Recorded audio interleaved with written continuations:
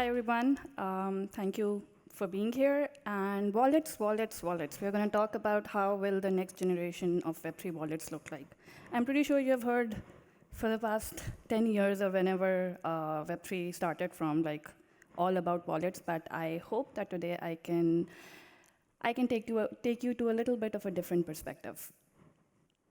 Okay, so before we go into the next generation of Web3 wallets, let's first talk about how did the wallets evolve over the past decade. So the first phase or the genesis phase of wallets was between 2014 to 2016 when Ethereum wallets came out, and that was really the first time when wallets could interact with smart contracts, basically. But it was just a key store file stored on your local computer, no interfaces, no user experience, nothing like that whatsoever. But this was the very first step, and some examples of it were My Ether wallet and Parity. Then came the browser wallet era, and there was the favorite MetaMask.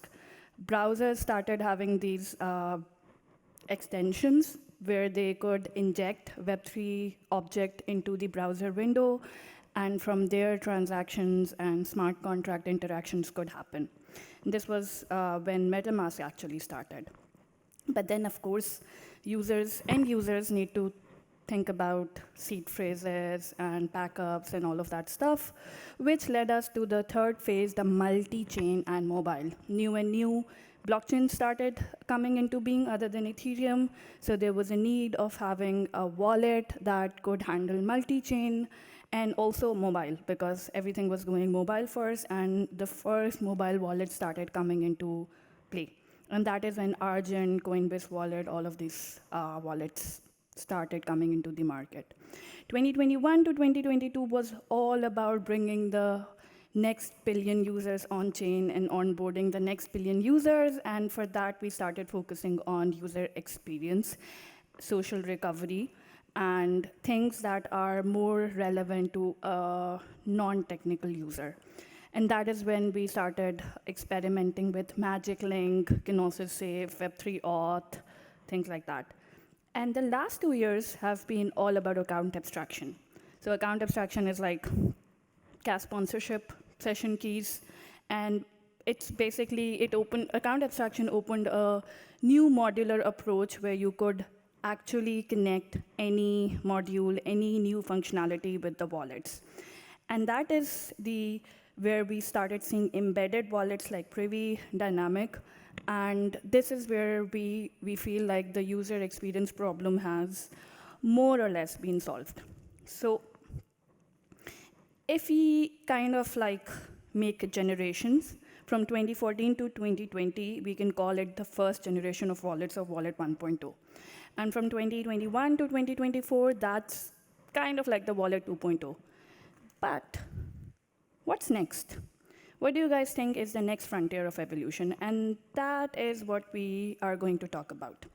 So before we start thinking that, I want you to think about what comes to your mind when you think about what a wallet is actually. So for most people, when I ask this question, what is a Web3 wallet? It's a public-private key pair. Yes, it is. What can you do with it? You can sign transactions. Yes, you can. You can hold assets. You can have ERC20 tokens. You can have cryptocurrencies, NFTs, SBTs, blah, blah, blah. And all of this is correct. But is that all a Web3 wallet is? What else can we do with it? So I want you guys to think about what else can we do with a Web3 wallet. Can we encrypt information with it? Yes, it's a public-private key pair. You can. Can we create granular access control with it? Yes, we can. Why not? Can we interact with other wallets? And can we create delegate keys, session keys?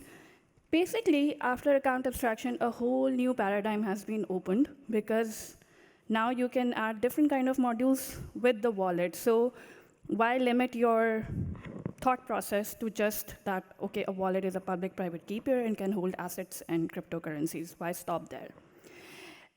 I want you guys to think about that right now, a wallet is a gateway to the blockchain world. But is that the only place where it can become a gateway to? Is there something else? Think about where we are moving. Think about the next 10 years. Where are we going towards? I would argue that we are going towards a post agentic web. AI agents have already proliferated the internet. There are more bots on the internet now than there are humans, and soon AI agents will predominantly become the de facto user of the internet. So thinking about, can a Web3 wallet also play a role in the AI era? Let's take a case study, ChatGPT. This is a screenshot of my personal ChatGPT. And if you see on the left side, I talk to it about a lot of stuff. I do research using ChatGPT.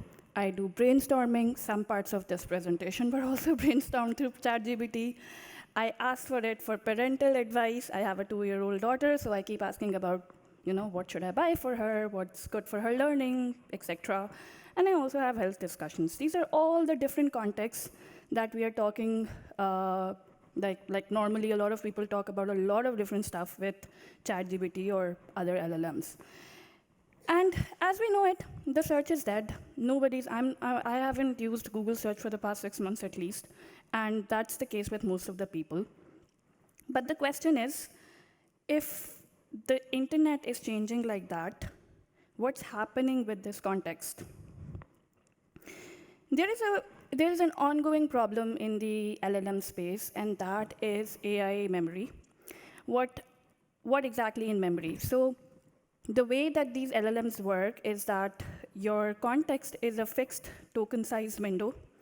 It remembers a little bit about the last few minutes that you're talking to it about, but after the conversation reaches a certain limit, then it has zero recall past that. And then it actually becomes really, really dumb. And that is why people are now experimenting a lot with AI memory. And ChatGPT also kind of came up with the memory feature 2 or 3 months ago. And there are new upcoming startups that are coming in this area.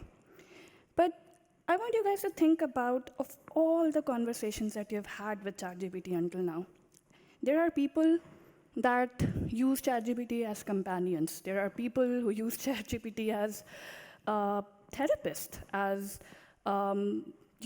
late night 3 a.m. discussions. And I also know people that are actually using it as a life coach.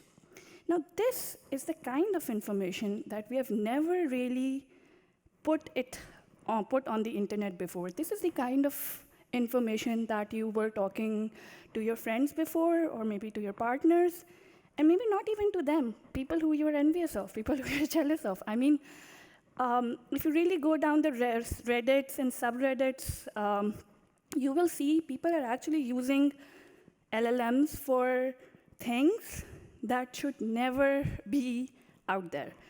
And that is why I feel like this whole AI memory thing is whether you do it or you don't do it, you are going to lose. Because if you don't do it, then you cannot really use LLMs to their full potential. But if you do it, then you're essentially creating a privacy problem for yourself. Today's AI systems actually lack a user-owned, privacy-preserving, interoperable memory layer. Whatever you talk to one LLM, you cannot take to any other LLM. There are data silos being created again in the very same way as they are present on the internet today. But this time, the data that we're talking about is actually a lot more personal than it was. For example, even if Twitter is storing your data centrally, what are you talking on Twitter? Okay, maybe there are a few data points about what your political beliefs are, what kind of person you are, things like that. But nobody's putting really personal, deep stuff on internet. And that is why I believe this AI era is going to open up a lot more privacy challenges than what we have already on the internet. And I want you guys to think about, can we do something about it? We already have, in 2000s, when the internet was being created, decentralization or encryption, privacy, all of this was not as open or as widely known as it is today. But today, when we are moving towards another era of the internet, we actually have the tools to make this new transformation in a much better way and kind of not repeat our mistakes. And that's why I want to propose that why can't wallets become the base layer for privacy and access control in the agentic web? So circling back, what can a wallet do? We said it can encrypt information. Can it not encrypt your context? Can it not encrypt your chats or whatever context you're creating when you're talking, or whatever you're sharing with different agents or with different LLMs or with different apps? We can do it. Why can't we? Can we use it for selective access control, granular access control? Yes, there are ways to actually create selective RAGs using wallet as the base layer. Can it interact with other wallets? Yes, AI agents will also have wallets, and you can actually use your wallet as a way to interact with other wallets, either if they belong to a human or to an agent, and you can create a very dynamic, fine-grained permission system around this. So I want to propose an open context layer, which is that you create your context once, and you can use it, plug it anywhere else. So for example, with your wallet, you can, let's say, have your research context where you put in all your, whatever you're working on, whatever your most active research project is. You can put like all your research papers, all the notes, all the bookmarks, everything in that context.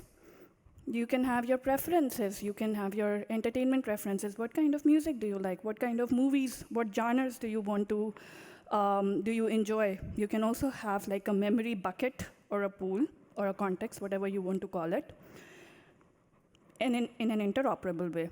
Then, for example, you're a writer or you're a marketer and you want to write things in a certain way. That's also where you can use these different contexts, all linked with your wallet.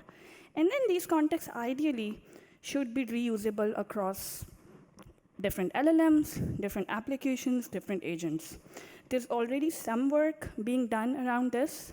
For example, with the MCP protocol that came out, there is now agents and applications have a standardized way to communicate with each other. But I believe there's a lot more work that needs to be done in this direction. So I want to say that the next generation of wallets will move beyond thinking about that what's easy for an end user, but we will go back to that a wallet can become the base of representing the different personas of a human online. So your research persona, your business persona, your preferences, or whatever different personas you have, wallet can become the privacy-preserving layer using which you can plug and play your different personas onto different places.